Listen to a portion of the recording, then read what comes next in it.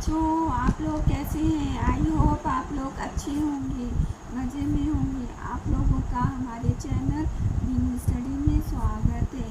बच्चों, पिछली वीडियो में हमने आप लोगों को बताया था कि दो नली है, उसमें एक नली में सिल्वर नाइट्रेट का विलयन भरा हुआ है, दूसरे में सोडियम क्लोराइड का विलयन भरा हुआ है। दोनों जो है दोनों नली जो है एच आकार में जुड़े हुए हैं। ऊपर का सिरा जो है गम करके उसको सील कर दिया गया है, सील बंद कर दिया गया है। और हाँ, शुरू में अलग अलग रहता है, एक में सिल्वर नाइट्रेट और दूसरे में ये। तो दोनों को सबको मिला करके बच्चों उसका वेट लिया जाता है और नोट कर लिया जाता है। फिर इसके बाद जो है उलट पलट जाता है, दोनों को मिला दिया जाता है। तो उसके बाद जो है क्रिया होती है। तो हम अभी क्रिया के बाद हम जो है फिर से वेन ट्यूब में तौलते हैं और नोट कर लेते हैं। तो हम देखते हैं कि AgNO3 प्लस NaCl ये दोनों का विलयन है।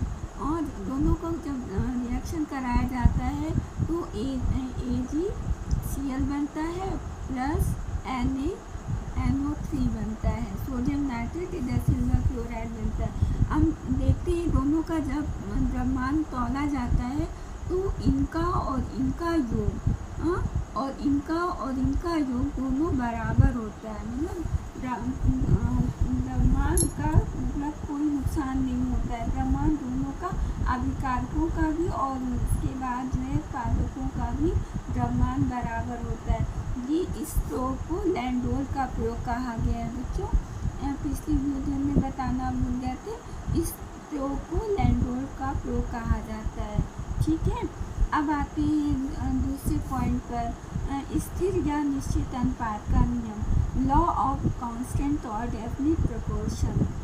इस नियम का प्रतिपादन वैज्ञानिक G.L. प्राउस्ट ने सन 1799 में किया था।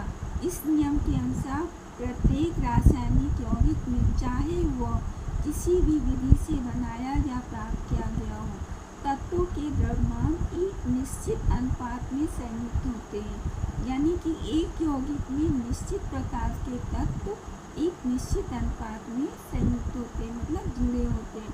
अगर एक यौगिक है तो उसमें बच्चों एक निश्चित प्रकार के तत्व ही रहेंगे। जल है तो उसमें हाइड्रोजन और ऑक्सीजन ही होगा, कोई और नहीं होगा। और दोनों जो है तत्व एक निश्चित अनुपात में होते हैं। एक निश्चित अनुपात में ही होते हैं। उदाहरण के लिए H2O जल है, जल में हाइड्रोजन और ऑक्सीजन ही है। हाइड्रोजन और ऑक्सीजन से बना एक यौगिक है जल।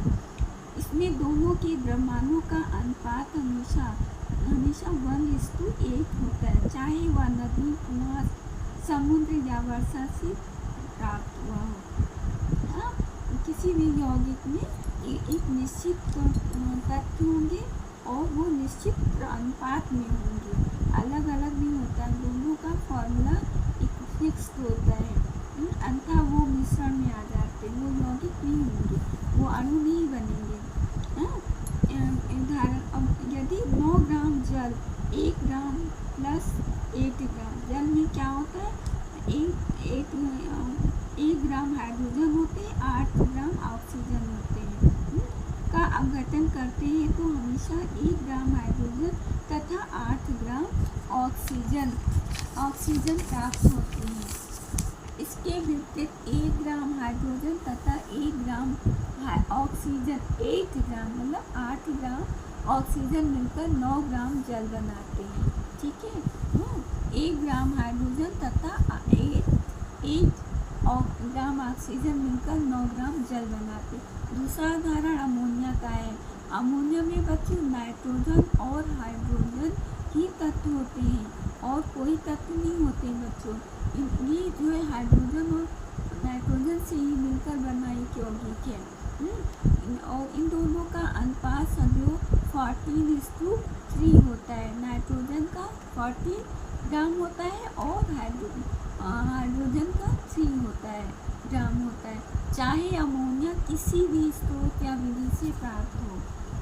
यदि 17 ग्राम अमोनिया का अपघटन करें, मतलब उसको तोड़ा जाता है, तो हमेशा 14 ग्राम नाइट्रोजन और 3 ग्राम हाइड्रोजन ही प्राप्त होते हैं। इसकी बच्चों 17 ग्राम अमोनिया को अगर तोड़ा जाए, मतलब अपघटन किया जाए, अपघटन भी बोल सकते हैं, विघटन भी बोल सकते हैं, तो हमेशा 14 ग्राम नाइट्रोजन और 3 ग्राम हाइड्रोजन ही प्राप्त होता है। इसके विपरीत 14 ग्राम नाइट्रोजन और 3 ग्राम हाइड्रोजन को क्रिया कराएंगे तो हमें 17 ग्राम अमोनिया प्राप्त होगी, ये फिक्स होता है। इसी प्रकार कार्बन डाइऑक्साइड है। कार्बन डाइऑक्साइड में कार्बन और ऑक्सीजन ही होंगे, कोई और नहीं होंगे बच्चों। ये कार्बन और ऑक्सीजन से बना यौगिक होता है कार्बन डाइऑक्साइड। इनमें दोनों के द्रव्यमानों का अनुपात सदैव 12:32 या 3:8। ऐसा इसलिए होता है कि हम गणित के घातम समापवर्तक के हिसाब से चलते हैं, तो ये भी 4 से कटने वाला है, ये भी 4 से कटने वाला है।